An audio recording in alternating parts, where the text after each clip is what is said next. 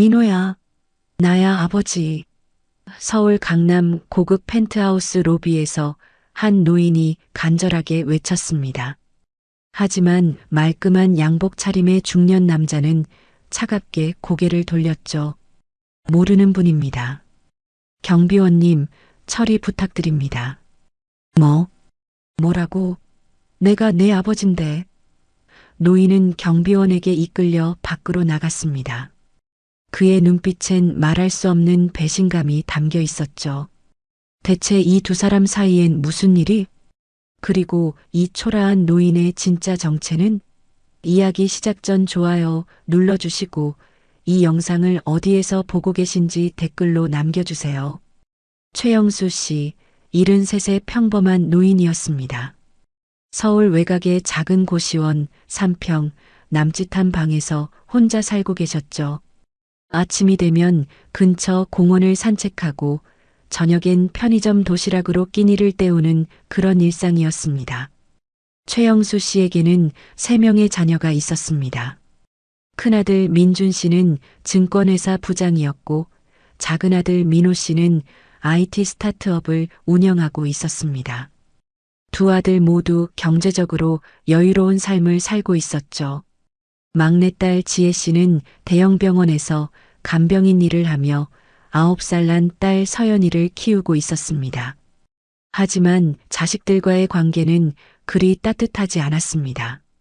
큰아들은 명절에도 바쁘다며 얼굴을 비추지 않았고 작은아들은 해외 출장이 잦다는 핑계로 연락을 끊었죠. 유일하게 막내딸만이 한 달에 한두 번 들러 안부를 물었습니다. 최영수 씨의 마음속엔 지울 수 없는 기억이 하나 있었습니다. 4년 반 전 어느 날이었죠. 막내딸 지혜 씨가 눈물범벅이 된 얼굴로 찾아왔었습니다. 아버지, 서연이가 심장병이래요. 딸의 목소리는 떨리고 있었습니다. 수술비가 필요했죠. 하지만 최영수 씨는 당시 퇴직 후 여유가 없었습니다. 지혜 씨는 오빠들을 찾아갔습니다. 큰아들 집 앞에서 지혜 씨는 무릎을 꿇었습니다. 오빠, 제발. 서연이 좀 살려줘. 하지만 큰며느리 수진 씨의 차가운 목소리가 들려왔죠.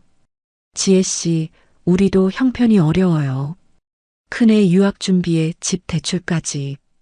미안하지만 도와줄 수 없어요. 작은아들 민호 씨는 더 냉정했습니다. 누나, 애 아빠는 어디 갔어? 혼자 애 키우겠다더니 이제 와서 왜 우리한테 손 벌려? 집안 창피하게. 결국 지혜 씨는 대부업체까지 찾아다니며 혼자 딸의 병을 치료했습니다. 최영수 씨는 그 모든 걸 지켜볼 수밖에 없었죠. 가슴이 찢어지는 것 같았습니다. 그날 이후 최영수 씨는 큰아들과 작은아들을 다시는 아들이라 부르지 않았습니다. 전화도 연락도 끊었죠. 그렇게 4년 반이 흘렀습니다. 그리고 2달 전 최영수 씨에게 예상치 못한 연락이 왔던 겁니다. 2달 전 최영수 씨는 정부기관으로부터 등기우편을 받았습니다. 봉투를 뜯는 손이 떨렸죠. 독립유공자 후손 보상금 지급 안내 편지 내용을 읽던 최영수 씨의 눈이 커졌습니다. 증조 할아버지가 독립운동에 참여하셨던 기록이 새로 발견되었다는 것이었죠. 그리고 국가에서 후손인 최영수 씨에게 500억 원의 보상금을 지급한다는 내용이었습니다. 500억 원. 상상도 할 수 없는 금액이었습니다. 최영수 씨는 한참을 멍하니 앉아 있었습니다. 기쁨보다는 복잡한 감정들이 밀려왔죠. 문득 4년 반 전 무릎 꿇고 울던 막내딸의 얼굴이 떠올랐습니다. 그때 이 돈이 있었더라면. 하지만 이미 지난 일이었습니다. 최영수 씨는 천천히 생각을 정리하기 시작했죠. 내 자식들, 과연 나를 아버지로 생각하고 있을까? 최영수 씨는 결심했습니다. 보상금을 공개하기 전에 자식들의 진심을 확인해 보기로 한 겁니다. 누가 진짜 아버지를 걱정하는지, 누가 그저 돈만 바라보는지 알고 싶었죠. 며칠 후 최영수 씨는 옷장에서 가장 낡은 옷을 꺼냈습니다. 해진 스웨터에 얼룩진 바지, 밑창이 다른 운동화까지 일부러 나흘간 씻지도 않았습니다. 거울을 보니 정말 거리의 노숙자 같았죠. 미안하구나, 얘들아. 하지만 아버지도 알아야겠다. 최영수 씨는 가장 먼저 큰아들 민준 씨를 찾아가기로 했습니다. 서울 송파의 고급 아파트, 민준 씨는 40평대 아파트에 살고 있었죠. 초인종을 눌렀습니다. 인터폰 너머로 큰며느리 수진 씨의 목소리가 들렸습니다. 누구세요? 나야, 수진아. 아버지. 잠시 침묵이 흘렀습니다. 그리고 수진 씨의 당황한 목소리가 들려왔죠. 어머, 아버님? 갑자기 어쩐 일이세요? 좀 힘든 일이 있어서. 민준이 좀 만나고 싶구나. 다시 침묵. 최영수 씨는 인터폰 카메라가 자신의 초라한 모습을 비추고 있다는 걸 알고 있었습니다. 마침내 수진 씨의 목소리가 들렸죠. 아버님, 지금 큰애가 학원 가는 시간이라 집안이 복잡해서요. 조금 불편하네요. 잠깐만 기다리세요. 현관문은 끝내 열리지 않았습니다. 15분쯤 지났을까요? 문틈으로 봉투 하나가 나왔습니다. 최영수 씨는 떨리는 손으로 봉투를 열었습니다. 안에는 5만 원권 지폐 2장이 들어 있었죠. 그리고 짧은 메모가 함께 있었습니다. 아버지, 요즘 회사 사정이 안 좋아서 이것밖에 못 드리네요. 이걸로 당분간 지내시고 나중에 연락 주세요. 10만 원. 최영수 씨는 씁쓸하게 웃었습니다. 아들에게 자신은 10만 원의 가치였던 거죠. 하지만 진짜 충격은 그 다음이었습니다. 인터폰에서 수진 씨의 목소리가 다시 들려왔습니다. 아버님, 죄송하지만 다음엔 꼭 미리 연락 좀 주세요. 이웃분들이 오해하실 수 있어서요. 그리고 혹시 다음에 오실 일 있으면 좀 단정하게 입고 오세요. 최영수 씨는 아무 말도 할 수 없었습니다. 자신의 며느리가 그리고 아들이 자신을 집안의 부끄러운 존재로 여기고 있다는 걸 깨달은 순간이었죠. 엘리베이터를 타고 내려오는데 같은 층 주민이 수진 씨에게 말하는 소리가 들렸습니다. 아까 누가 왔던 거예요? 수진 씨의 대답이 들려왔죠. 아, 그냥 어려운 분이 도움 요청하러 오셨어요. 요즘 그런 분들 종종 오시더라고요. 최영수 씨의 가슴이 무너져 내렸습니다. 아들은 자신을 아버지라고 소개조차 하지 않았던 겁니다. 사흘 뒤 최영수 씨는 작은 아들 민호 씨를 찾아갔습니다. 강남 한복판의 고급 오피스텔이었죠. 민호 씨는 IT 사업이 잘 된다고 자랑하곤 했었습니다. 하지만 로비에서부터 문제가 생겼습니다. 경비원이 최영수 씨를 가로막았죠. 어르신, 누구 찾으세요? 1400호 최민호. 내 아들인데. 경비원은 의심스러운 눈초리로 최영수 씨를 훑어봤습니다. 신분증 있으세요? 신분증을 보여주자 경비원은 민호 씨에게 전화를 걸었습니다. 잠시 후 경비원의 표정이 굳어졌죠. 어르신, 최민호 대표님이 모르는 분이라고 하시는데요. 뭐라고? 내가 그의 아버지라니까. 바로 그때였습니다. 엘리베이터에서 민호 씨가 내려왔습니다. 양복을 말끔하게 차려입은 모습이었죠. 그리고 옆엔 투자자로 보이는 중년 남자가 함께였습니다. 민호 씨는 최영수 씨를 보더니 당황한 표정을 지었습니다. 옆에 남자가 물었죠. 최 대표님, 저분이 누구세요? 민호 씨는 잠시 망설이다가 대답했습니다. 모르는 분입니다. 경비원님, 처리 부탁드립니다. 그 말과 함께 민호 씨는 고개를 돌려 밖으로 나갔습니다. 최영수 씨와 눈도 마주치지 않았죠. 최영수 씨는 빌딩 밖으로 쫓겨났습니다. 경비원이 최영수 씨를 로비 밖으로 안내하며 말했죠. 어르신, 다음부터는 함부로 들어오시면 안 됩니다. 출입 금지 명단에 올리라고 하셨으니까요. 출입 금지. 자신의 아들이 자신을 출입 금지 명단에 올렸습니다. 최영수 씨는 계단에 주저앉았습니다. 가슴이 너무 아파서 숨을 쉴 수가 없었죠. 이게 내가 키운 자식들이란 말인가. 최영수 씨는 하염없이 거리를 걸었습니다. 어디로 가야 할지도 몰랐습니다. 그저 발길 닿는 대로 걸었죠. 어느새 저녁이 되고 있었습니다. 배가 고팠지만 아무것도 먹고 싶지 않았습니다. 그냥 어딘가에 앉아서 쉬고 싶었죠. 그때 한 대형 병원 앞을 지나가게 되었습니다. 병원 뒤편으로 돌아가니 작은 벤치가 있었죠. 최영수 씨는 그곳에 앉아 눈을 감았습니다. 할아버지? 누군가의 목소리에 눈을 떴습니다. 간병인 유니폼을 입은 여자가 걱정스러운 표정으로 서 있었죠. 할아버지, 괜찮으세요? 많이 아파 보이시는데. 최영수 씨는 고개를 들었습니다. 그리고 깜짝 놀랐죠. 막내딸 지혜였습니다. 지혜야? 지혜 씨도 놀라 눈이 커졌습니다. 아버지 왜 이러세요? 왜 이런 옷을? 지혜 씨는 얼른 아버지 곁에 앉았습니다. 최영수 씨의 옷차림을 보고 눈물이 핑 돌았죠. 아버지, 무슨 일 있으셨어요? 식사는 하셨어요? 최영수 씨는 고개를 저었습니다.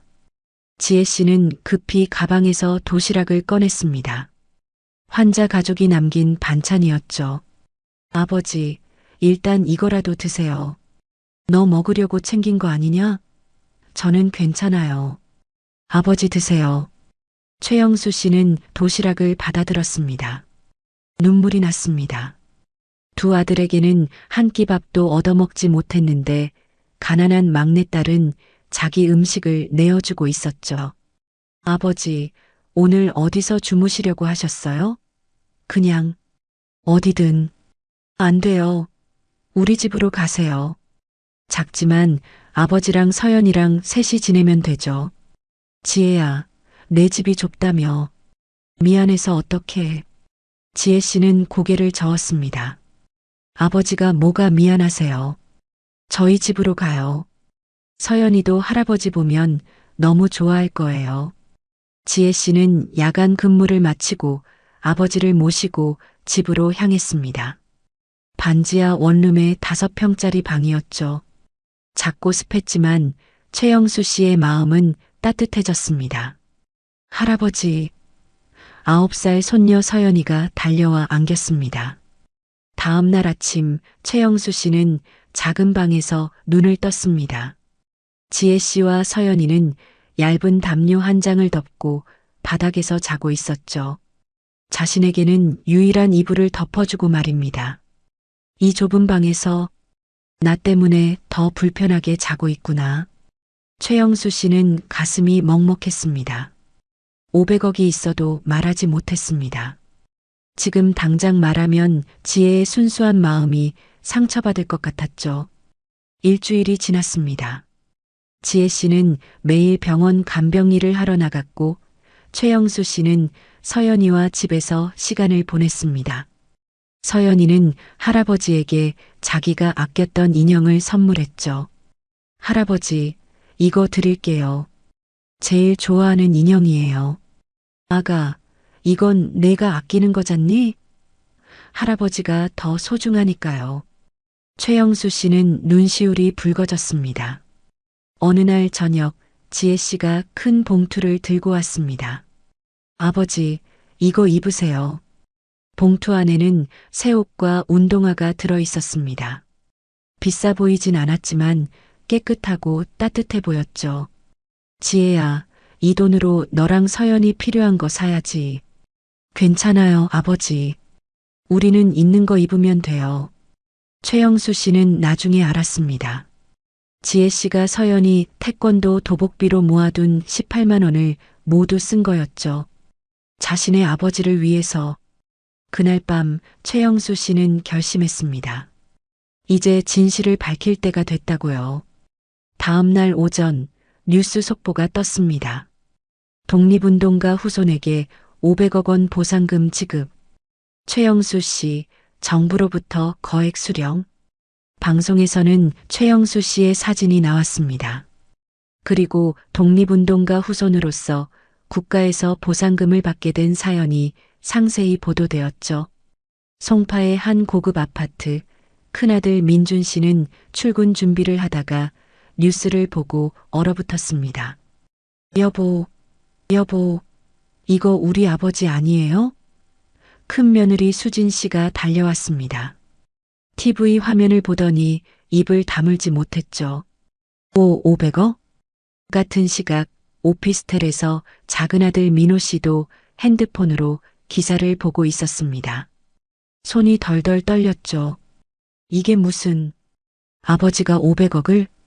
옆에 있던 직원 상우 씨가 기사를 보더니 눈이 커졌습니다. 대표님, 이거 진짜예요? 대표님 아버님이? 저기... 잠깐만. 민호 씨는 급히 전화를 걸기 시작했습니다. 하지만 최영수 씨의 전화는 꺼져 있었죠. 두 아들은 동시에 같은 생각을 했습니다. 아버지를 찾아야 해. 그들은 서둘러 집을 나섰습니다. 아버지가 어디 계신지 알아내야 했죠. 사흘 뒤 지혜 씨의 반지하 집 앞에서 이상한 일이 벌어졌습니다. 고급 세단 2대가 좁은 골목에 동시에 들어섰죠. 차에서 내린 건 큰아들 민준 씨와 작은아들 민호 씨였습니다. 두 사람은 서로를 보고 놀랐습니다. 형, 여기 왜 왔어? 너야말로 무슨 일이야? 둘 다 손에 큰 선물 봉투를 들고 있었습니다. 명품 지갑, 고급 건강식품, 백화점 상품권까지 급하게 준비한 티가 역력했죠. 민준 씨가 초인종을 눌렀습니다. 문이 열리고 지혜 씨가 나왔습니다. 오빠들, 어떻게... 지혜야, 아버지 여기 계시지? 지혜 씨가 고개를 끄덕이자 민준 씨와 민호 씨는 동시에 말했습니다. 아버지 좀 뵙게 해줘. 꼭 드릴 말씀이 있어. 거실에 들어서자 최영수 씨가 서연이와 함께 앉아 계셨습니다. 깨끗한 옷을 입고 계셨지만 두 아들의 눈에는 여전히 초라해 보였죠. 아버지. 두 아들이 동시에 외쳤습니다. 민준 씨가 먼저 다가갔습니다. 아버지, 그동안 정말 죄송했습니다. 제가 바빠서 아버지를 제대로 모시지 못했습니다. 민호 씨도 얼른 말했죠. 아버지, 저도 잘못했어요. 이제부터 제대로 효도하겠습니다. 우리 집으로 모시겠습니다. 좋은 방 있으니까 편하게 지내실 수 있어요. 최영수 씨는 조용히 그들을 바라봤습니다. 아무 말도 하지 않았죠. 민준 씨가 선물 봉투를 내밀었습니다. 아버지, 이거 작은 마음이지만 받아주세요. 필요 없다. 최영수 씨의 목소리는 차가웠습니다. 아버지, 너희들이 날 찾아온 이유를 내가 모를 것 같으냐? 두 아들의 얼굴이 굳어졌습니다. 열흘 전에는 날거지 취급하더니 이제 와서 아버지라고 부르는구나. 참 신기하네. 아, 아버지. 그게 아니긴 뭐가 아니야. 최영수 씨의 목소리가 높아졌습니다. 평생 화를 내본 적 없는 아버지의 모습에 두 아들은 움츠러들었죠. 민준아, 넌 나한테 10만 원 던져주고 문도 열어주지 않았지. 며느리는 내가 아파트에 창피하다고 했고, 민준 씨는 고개를 들 수 없었습니다. 민호야, 넌 날 모르는 사람이라고 했어. 경비원한테 출입 금지 명단에 올리라고 지시했지. 내가 내 아버지인데 말이야. 민호 씨도 얼굴이 새하얗게 질렸습니다. 그런데 이제 와서 효도를 하겠다고? 500억 때문 아니면 날 왜 찾아왔겠어? 아버지, 정말 죄송합니다. 나가라. 2번 다시 내 앞에 나타나지 마. 최영수 씨는 고개를 돌렸습니다. 더 이상 아들들을 보고 싶지 않았죠. 열흘 후 최영수 씨는 변호사 사무실에 모든 자녀들을 불렀습니다. 아버지, 왜 갑자기 변호사 사무실로? 민준 씨와 민호 씨는 불안한 얼굴로 앉아 있었습니다. 지혜 씨는 영문도 모른 채 아버지 옆에 앉았죠. 변호사가 서류를 꺼내며 말했습니다. 최영수님께서 재산 분배에 대한 의사를 밝히셨습니다. 두 아들의 눈이 반짝였습니다. 하지만 그 순간은 오래가지 못했죠. 500억 원 중 440억 원은 막내딸 최지혜 씨에게 증여합니다. 뭐라고요? 민호 씨가 벌떡 일어났습니다. 그리고 장남 최민준 씨에게는 10만 원을 드립니다. 민준 씨는 말문이 막혔습니다. 차남 최민호 씨에게는 0원을 드립니다. 이게 무슨... 민호 씨가 소리쳤습니다. 하지만 최영수 씨는 차분하게 말했습니다. 민준아, 넌 내게 10만 원을 줬지. 그게 내가 생각하는 아버지의 가치였어. 그러니 난 너에게도 똑같이 10만 원을 주는 게 맞다고 봤다. 민준 씨는 고개를 떨구었습니다. 민호야, 넌 날 모르는 사람이라고 했어. 모르는 사람한테 유산을 줄 순 없지 않겠니? 아버지, 제발. 하지만 지혜는 달랐다. 자기 도시락을 내어주고 자기 담요를 내어주고 딸 태권도비까지 써가며 날 돌봐줬어. 진짜 효녀지. 지혜 씨는 놀라 아버지를 바라봤습니다. 아버지, 저는 그냥... 아니다, 지혜야. 내가 해준 게 얼마나 큰지 너는 모를 거다. 변호사가 다시 서류를 넘기며 말했습니다. 그리고 나머지 60억 원은 독립운동 기념사업과 소아암 어린이 후원에 기부하시겠답니다. 민호 씨가 다급하게 말했습니다. 아버지, 제발 다시 한 번만 생각해 주세요. 저희가 정말 잘못했어요. 생각은 이미 다 했다. 이건 번복할 수 없는 결정이야. 형이라도 아버지를 설득해봐. 하지만 민준 씨는 아무 말도 할 수 없었습니다. 자신의 잘못을 너무나 잘 알고 있었죠. 그때 최영수 씨가 말을 이었습니다. 너희들 4년 반 전을 기억하느냐? 두 아들이 고개를 들었습니다. 지혜가 서연이 수술비 때문에 너희 앞에 무릎 꿇었던 날 말이다. 민준 씨와 민호 씨의 얼굴이 하얗게 질렸습니다.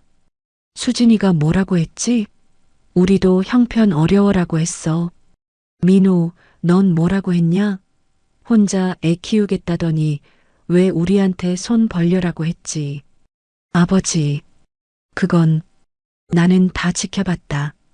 내 딸이 무릎 꿇고 울며 빌 때 너희가 얼마나 차갑게 대했는지 다 봤어. 최영수 씨의 목소리가 떨렸습니다. 그런 너희가 이제 와서 형제라고? 가족이라고? 변호사 사무실을 나온 민준 씨와 민호 씨는 망연자실했습니다. 집으로 돌아가는 차 안에서 민호 씨는 멍하니 창밖을 바라봤죠. 형, 우리 진짜 끝난 거야?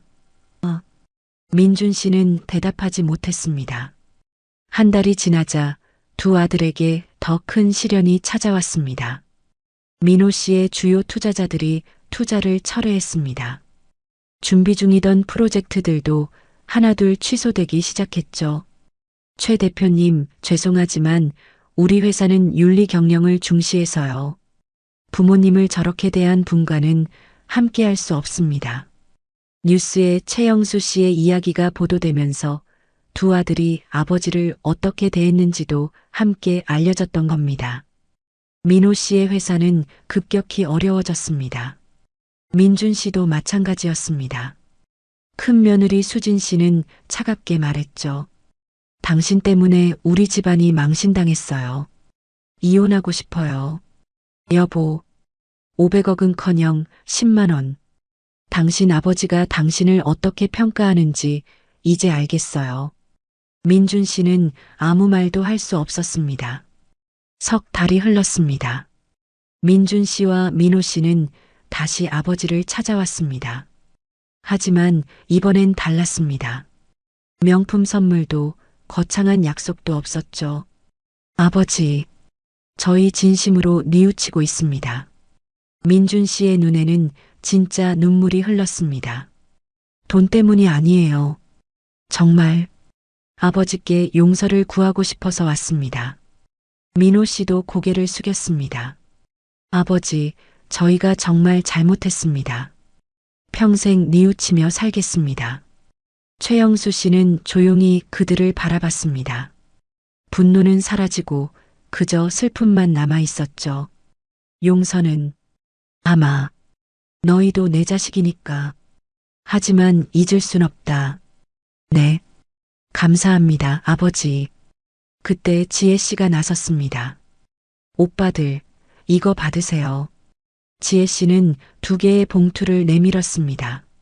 안에는 각각 5천만 원씩의 수표가 들어 있었죠. 지혜야, 이게 무슨... 그래도 오빠들이잖아요. 힘들 때 도와야죠. 민준 씨와 민호 씨는 고개를 저었습니다. 안 돼. 우리가 받을 자격이... 받으세요. 대신 약속해 주세요. 이제부턴 진짜 가족처럼 지내요. 2 아들은 눈물을 흘리며 고개를 숙였습니다. 고맙다, 지혜야. 정말 미안하다. 그 순간 서연이가 할아버지 손을 잡으며 말했습니다. 할아버지, 이제 우리 다 함께 행복하게 사는 거죠? 최영수 씨는 손녀의 머리를 쓰다듬었습니다. 그래, 서연아. 이제부터 진짜 가족이 되는 거야. 창밖으로 따뜻한 햇살이 들어왔습니다. 긴 겨울이 지나고 드디어 봄이 온 것 같았죠. 진짜 가족이란 피가 아니라 마음으로 이어지는 거라는 걸 그들은 뼈저리게 깨달았습니다. 여러분, 오늘 이야기는 어떠셨나요? 진짜 가족이란 혈연이 아니라 마음으로 이어지는 것이 아닐까요? 돈이 있을 때의 모습이 아니라 아무것도 없을 때의 모습이 그 사람의 진짜 모습입니다. 오늘도 평범한 사람들 속에 숨겨진 놀라운 인생 이야기를 전해드렸습니다. 이 영상이 도움이 되셨다면 좋아요와 구독 부탁드립니다. 알림 설정까지 해두시면 매일 새로운 이야기로 찾아뵙겠습니다. 그럼 다음 이야기에서 또 만나요. 감사합니다.